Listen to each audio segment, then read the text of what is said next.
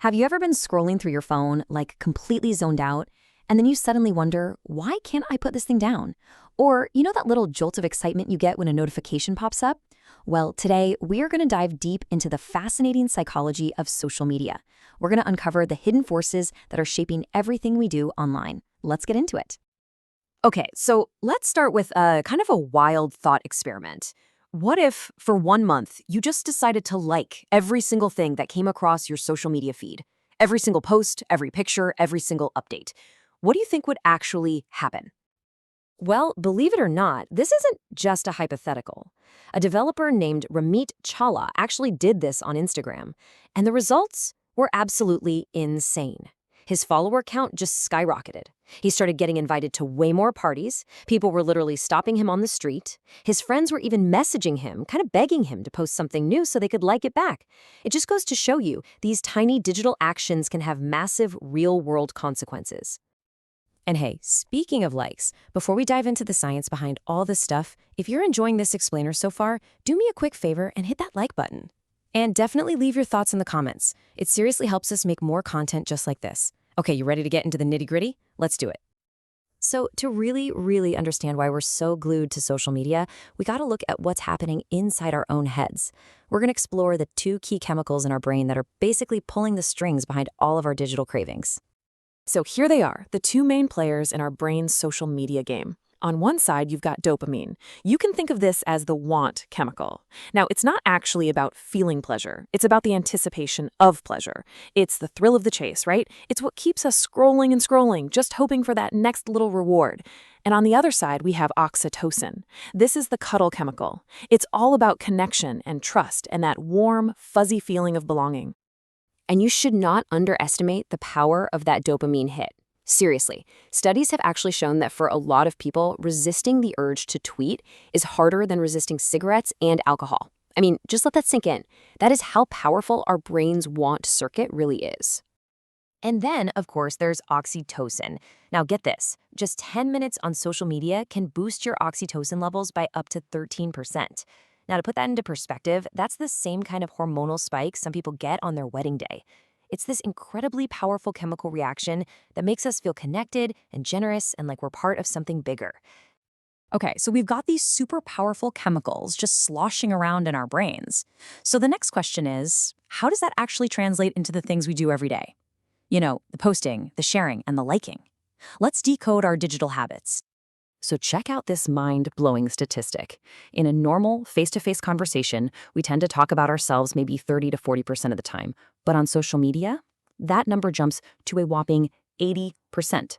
So what is going on here? Why do we all suddenly become so self-focused when we go online? Well, the answer is a concept called self-presentation. I mean, think about it. In a real-life chat, you can't hit backspace on something you just said. But online, you have all the time in the world to craft the absolute perfect image of yourself.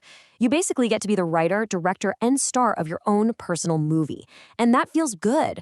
So good, in fact, that studies have shown just looking at your own Facebook profile can give your self-esteem a nice little boost. But this is where it gets really interesting. While we post about ourselves to kind of build up our own image, the main reason we share stuff from other people is actually all about connecting with them. A massive 78% of us say we share things because it helps us stay connected to the people we care about. At the end of the day, it's all about strengthening those social bonds.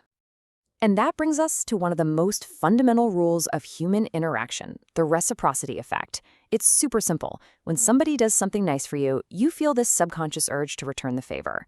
There was a sociologist who once sent Christmas cards to 600 complete strangers, and he got 200 cards back.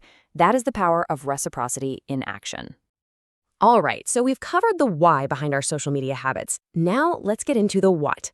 This next section is all about decoding some of the specific trends we see in our feeds every single day, from that endless stream of selfies to the power of emojis and even nostalgia.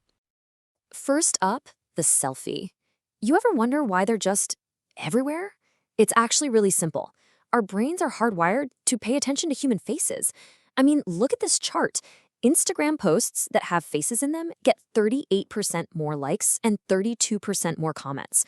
We are biologically programmed to connect with other faces. Next, let's talk emojis. You know, in a face-to-face conversation, we subconsciously mimic each other's expressions to build empathy and understanding. Obviously, we can't do that online. So, we invented a substitute. With 92% of the online population in the US using them, emojis have become our digital toolkit for showing emotion and creating empathy. And the scale of this is it's staggering. Every single day, we send 10 billion emojis to each other all around the world. It's like we've created a brand new universal visual language that we all just instinctively understand. And what about all those hashtag Throwback Thursday posts? Well, that's the power of nostalgia at work. It's this deeply comforting emotion that makes us feel connected, loved, and safe. And here's the kicker. Studies have found that when we're feeling nostalgic, we're actually willing to spend more money. It's an incredibly powerful marketing tool. So, with all this powerful psychology at play, constantly shaping our digital lives, the really big question is, what's the actual human impact of all of this? Let's take an honest look at the two sides of the digital coin.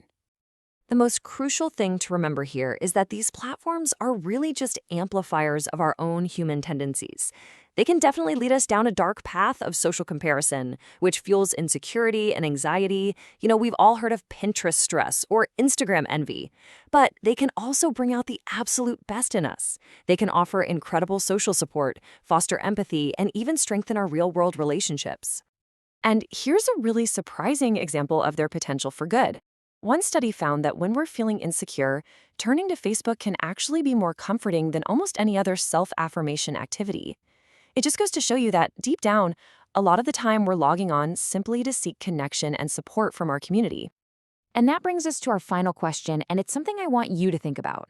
Now that we understand a little bit more about these invisible forces that shape our online lives, how can we use this knowledge to be more intentional, more supportive, and ultimately just more human with each other online?